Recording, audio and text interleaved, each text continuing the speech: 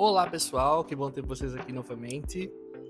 Chegamos ao nosso 10º episódio sobre Édipo Rei e hoje vamos mergulhar naquelas perguntas que não nos deixam dormir.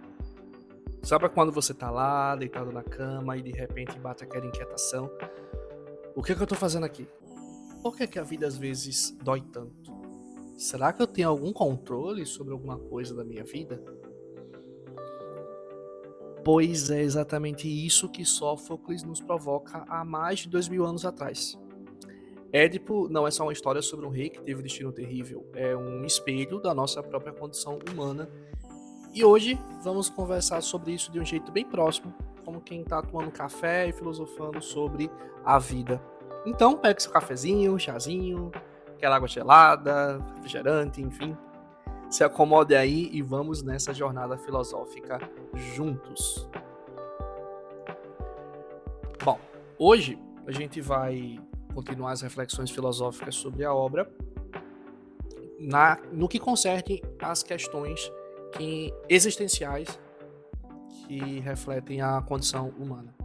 Então, vamos começar com a pergunta simples, mas que dói. O que significa ser humano? Édipo era rei, poderoso, inteligente, decifrou a esfinge quando ninguém conseguia. Mas aí a vida lhe apresenta um enigma que ele não consegue resolver, ele mesmo. E isso nos diz algo profundo sobre a nossa condição.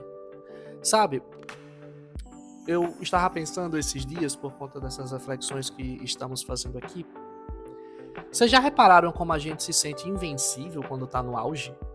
Quando a gente consegue realizar um objetivo nosso, por exemplo, o emprego dos sonhos, quando está apaixonado, quando tudo parece que dá certo, a gente meio que esquece que somos seres frágeis. Mas aí chega um diagnóstico médico inesperado, chega uma perda, uma crise, uma situação que nos tira de tempo e lembramos que somos feitos de carne e osso, de emoções e vulnerabilidades. Os gregos tinham uma palavra linda para isso, eudaimonia, que geralmente a gente traduz como felicidade. Não é bem a felicidade como a gente entende hoje, essa busca meio desesperada por estar sempre bem, é mais como uma completude, um reconhecimento de que ser humano inclui as duas pontas, a grandeza e a pequenez. Um meio termo. Édipo nos ensina isso brutalmente. Ele é grandioso, salva Tebas, é um líder respeitado, mas é também terrivelmente pequeno diante do mistério da própria existência. E nós? Não somos iguais? Pensem nas suas vidas. Vocês já salvaram alguém com a palavra no momento certo? Já resolveram um problema que parecia impossível? Já amaram tão intensamente que se sentiram gigantes? E já se sentiram tão perdidos que não sabiam nem onde estavam pisando, que não sabiam nem mais achar o caminho de casa? Essa é a nossa condição, gente. Somos, ao mesmo tempo, heróis e náufragos da nossa própria história. E isso nos leva a uma questão inevitável. Uma coisa curiosa, eu estava aqui fazendo o roteiro desse episódio de hoje e estava o dia ensolarado.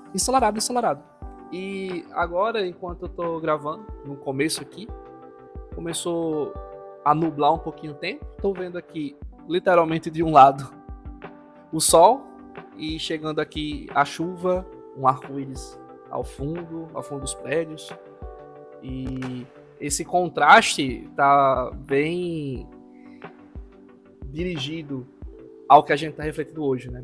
Esse contraste que temos da experiência humana. Ora, dias ensolarados, ora, dias chuvosos, ora as duas coisas, né? Tá um sol enorme, do nada, uma tempestade.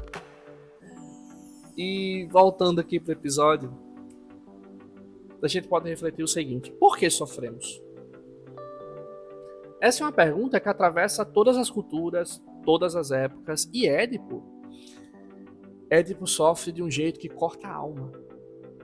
Não é só o sofrimento físico quando ele fura os próprios olhos, É aquele sofrimento existencial, aquele que vem da descoberta de quem realmente somos. Vocês sabem, há diferentes tipos de sofrimento. Tem aquele sofrimento que vem de fora, uma doença, uma perda, uma injustiça, mas tem também aquele que nasce de dentro, quando descobrimos que não somos quem achávamos que nós éramos. É como quando você descobre que seus pais não são os santos que você imaginava na infância, ou quando você descobre que a pessoa que você ama não é a pessoa que você pensava, ou quando você percebe que aquele trabalho dos sonhos tem um lado obscuro, ou quando você se olha no espelho e diz, se dá conta, eu fiz isso? Eu sou capaz disso? Mas aqui está o ponto crucial que os gregos entenderam de forma genial. O sofrimento não é um erro do sistema.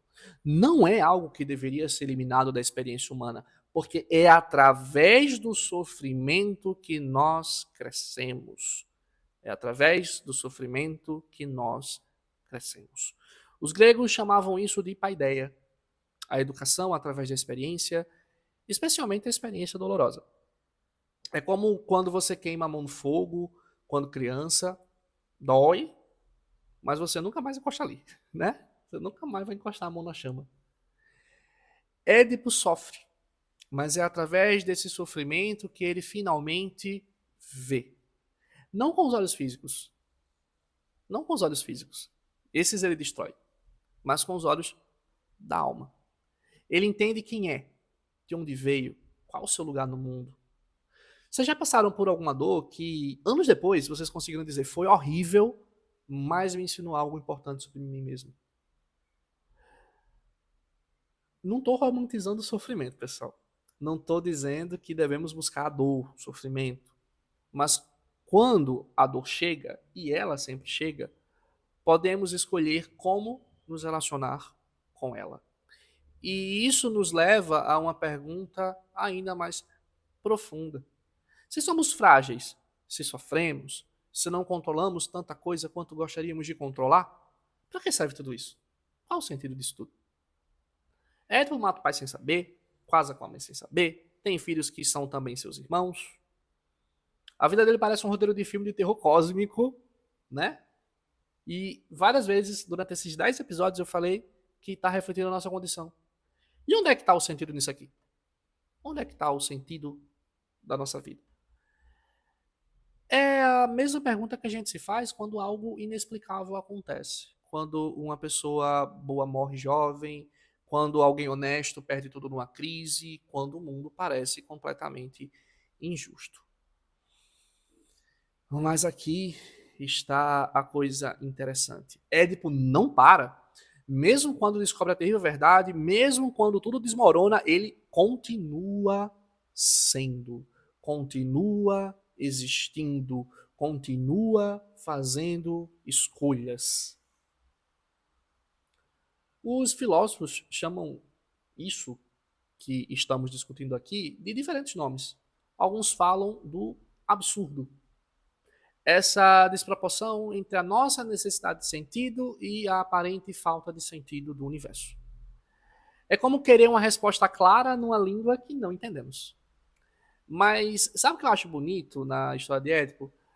É que ele não desiste de si mesmo. Mesmo cego, mesmo se autoexilando, mesmo descobrindo que sua vida inteira foi uma ilusão, Édipo continua sendo Édipo. Édipo continua sendo responsável por suas escolhas, inclusive na trilogia tebana, existe mais uma obra sobre Édipo. A história dele não termina aí. Ainda existe Édipo em Colono. Talvez o sentido não esteja em entender tudo, mas em continuar caminhando mesmo sem entender. É como dirigir de noite. Você só vê alguns metros à frente, mas isso basta para você chegar ao destino. E isso nos leva a diferentes formas de lidar com essa condição humana, essa condição frágil, essa condição finita, essa condição que sofre, essa condição que parece que estamos diante do absurdo. Friedrich Nietzsche tinha uma tese revolucionária sobre as tragédias gregas. Ele dizia que A tragédia não nasce do pessimismo, mas de uma força vital transbordante. Imaginem só. Para os gregos, criar uma peça sobre Édipo não era um masoquismo cultural. Era a celebração da vida. Era dizer sim, a vida é dura, a vida é inexplicável, a vida pode ser cruel, mas que espetáculo. É como quando você está numa montanha russa, é assustador, você pode até vomitar no final, né? Baixar a aretusa, mas que adrenalina, que intensidade. Você desce de lá meio zonzo, mas já quer subir de novo. Nietzsche chamava isso de amor fati, amor ao destino, amor a como as coisas são. Não é resignação, não é fazer o quê, né? É algo mais radical. É abraçar a vida inteira, abraçar a vida como ela é, com suas contradições e com seus absurdos. Vocês sabem por que Édipo fura os próprios olhos? A gente já deu várias respostas para isso. Nós podemos pensar que não é só desespero, é também uma afirmação brutal. Se não posso ver a verdade com esses olhos que me enganaram, se os meus sentidos me enganam, então vou ver de outra forma. Eu vou ver com a alma.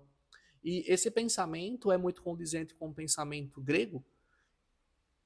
Vocês vão ver vários oráculos que eram cegos, né? Vários, como o próprio Tiresias, que é cego, mas ele vê a verdade. Então, a cegueira física também pode significar a clareza da alma nessas histórias. E vocês, como encaram os perrengues da vida? Nietzsche diria que Édipo é trágico não porque sofre, mas porque afirma a sua humanidade mesmo sofrendo. Ele não foge, ele não se esconde, ele não culpa os deuses para sempre, ele assume os seus B.O.s. Ele assume o que ele fez, ele se responsabiliza pelo que ele fez. É como aquele ditado popular, meio torto, mais profundo. Se a vida te der limões, faça uma limonada. E é isso. É conseguir transformar o azedo em festa quando esse azedo acontecer. É conseguir transformar o obstáculo em oportunidade de crescimento quando esse obstáculo acontecer. É abraçar a vida inteira como essa vida é, com seus sofrimentos, sim, mas também com suas alegrias e felicidades. Embora, obviamente, nem todo filósofo vai concordar com a visão nietzschiana. Jean-Paul Sartre olhou para Édipo e viu outra coisa. Para ele, Édipo representa a nossa condenação à liberdade. Espera aí. Como assim Édipo é livre se estava predestinado a matar o pai e casar com a mãe? E aqui está o pulo do gato do existencialismo. Mesmo que as circunstâncias sejam dadas, a nossa resposta às circunstâncias é sempre uma escolha nossa. Pensa assim, você não escolheu nascer, você não escolheu seus pais, você não escolheu a época em que você vive, mas a cada momento você escolhe como reagir a tudo isso. E aí, meu amigo, não tem desculpa que cole no existencialismo. Édipo poderia ter escolhido 1000 respostas diferentes quando descobriu a verdade. Podia ter negado, podia ter fugido, podia ter culpado todo mundo, mas ele escolheu assumir a responsabilidade. Ele escolheu a autopunição. Ele escolheu o exílio. Sartre dizia uma coisa que arrepia. Somos condenados a ser livres. Somos condenados a ser livres. Não tem como escapar da liberdade de escolher. Mesmo quando você não, ou melhor, mesmo quando você escolhe não escolher, já é uma escolha, você já escolheu. É como você tá num restaurante com um cardápio gigante, você fica lá olhando para aquele vários pratos com nome esquisito, pode ficar 1 hora olhando, pode pedir a mesma coisa de sempre, pode deixar o garçom escolheu, mas no final a responsabilidade pela experiência é sua. Ah, mas naquele dia, mas você que escolheu para aquele restaurante também, meu amigo. A responsabilidade pela sua experiência é sua. Isso é simultaneamente libertador e angustiante. Libertador porque significa que sempre podemos reinventar a nossa história. Angustiante porque não temos ninguém para culpar além de nós mesmos. Vocês já tiveram aquele momento de perceber, espera aí, eu que tá bem dizendo que eu que criei essa situação? Dói, né? Mas também é poderoso.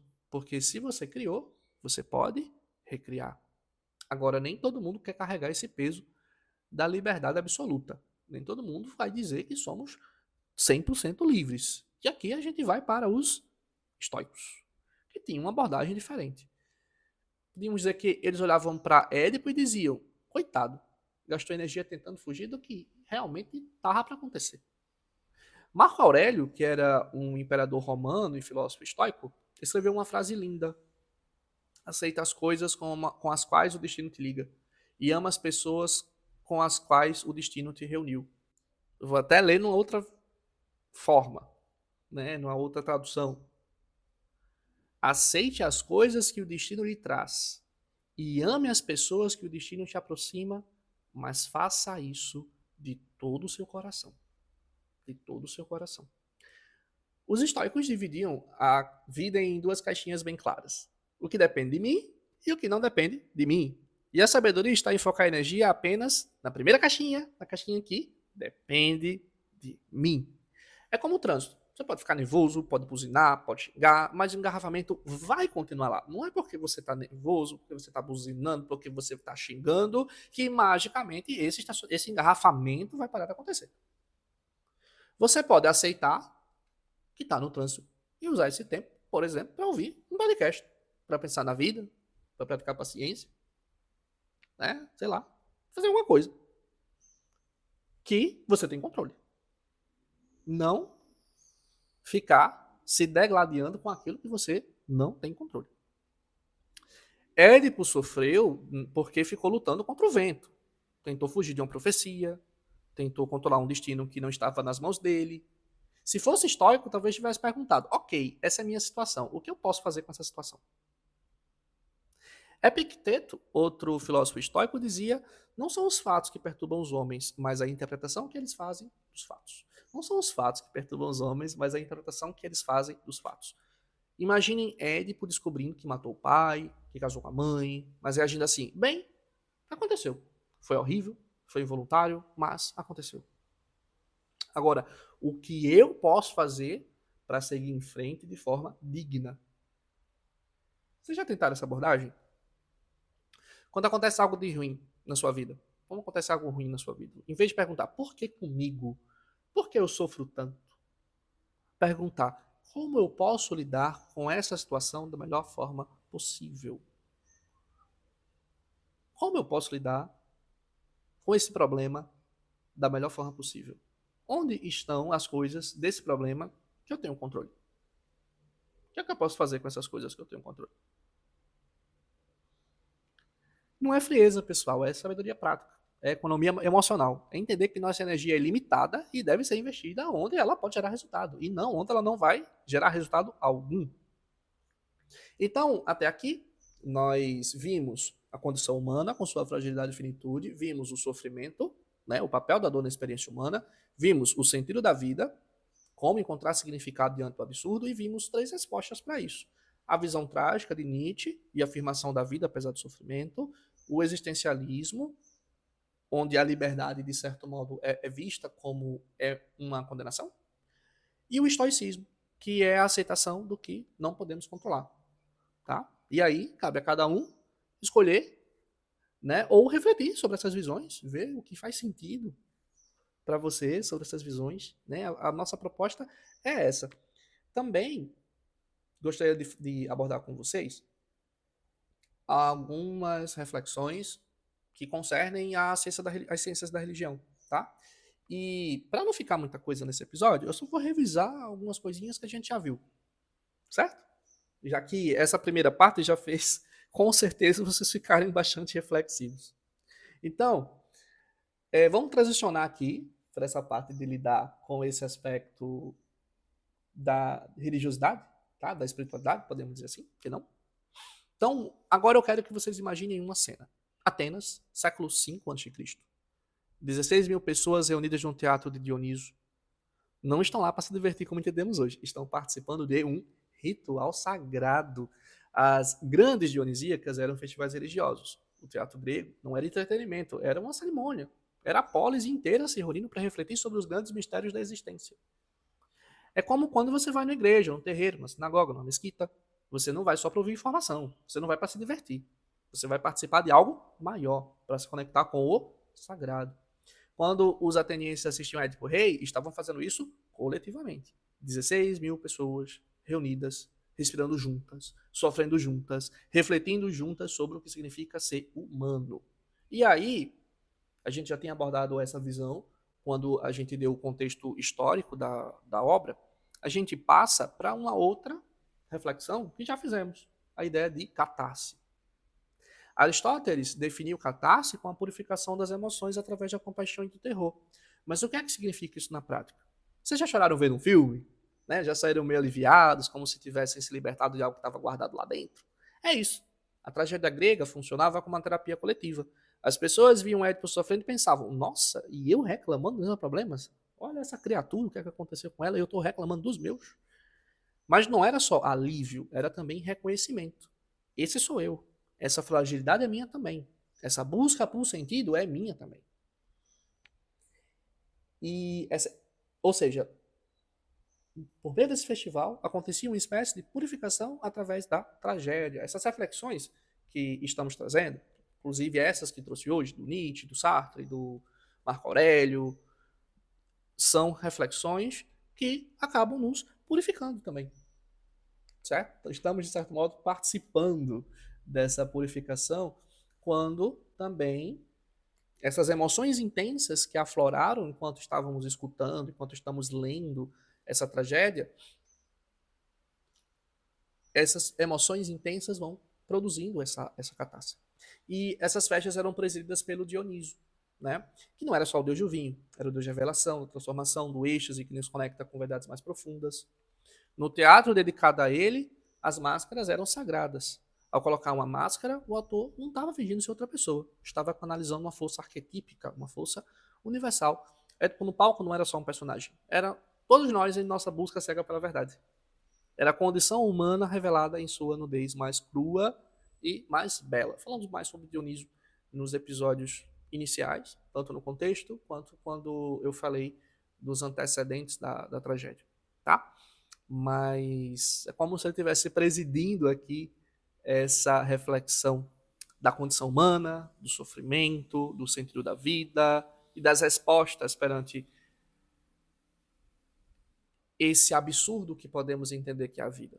A resposta nietzschiana, que é a afirmação da vida, apesar do sofrimento, abraçar a vida com suas alegrias e com suas tristezas, a visão sartriana do existencialismo, que é saber que somos sempre livres e que, independentemente do que aconteceu, podemos mudar a partir de agora. Né? Podemos mudar as nossas posturas a partir de agora. É assumir a responsabilidade pelo que nos aconteceu, pela liberdade que tivemos, pelas escolhas que fazemos e fazer novas escolhas para produzir respostas diferentes. E também vimos a resposta estoica, onde aceitamos aquilo que não podemos controlar. O que a gente deve mudar é o que podemos ter controle. Não adianta ficar gastando energia com o que não temos controle. Então, chegamos ao fim de mais um episódio dessa jornada com Édipo, e vocês viram como uma história de 2.500 anos ainda continua trazendo reflexões e mais reflexões. Então, sejam vocês aqueles que ficam do lado do Nietzsche, afirmando a vida, seja existencialistas, assumindo a liberdade, ou estoicos, aceitando o incontrolável, Édipo nos ensina que ser humano é essa coisa complexa, contraditória, mas também cheia de possibilidades. No próximo episódio, continuaremos explorando essas dimensões sagradas e religiosas da tragédia grega. Vamos falar da Teodiceia, do oráculo, enfim. E por isso, é hoje, pessoal. Obrigado pela companhia nessa reflexão. E lembre-se, vocês são os protagonistas da própria história. Façam dela uma tragédia bela. Não sei se isso é um bom desejo, mas esse desejo é porque, independentemente de qualquer coisa, infelizmente a nossa vida vai ter sofrimentos. A nossa vida vai ter coisas que não temos controle e que, infelizmente, vamos sofrer. Né? Então, que possamos trazer para a nossa vida, buscar na nossa vida essa eudaimonia que falamos lá no começo, a felicidade. Enfim, né? Façam da sua própria história, por mais que seja contida de inúmeras contradições, felicidades e tristezas, uma história que termina nessa eudaimonia, que termine nessa felicidade. Tá? Um abraço e até a próxima.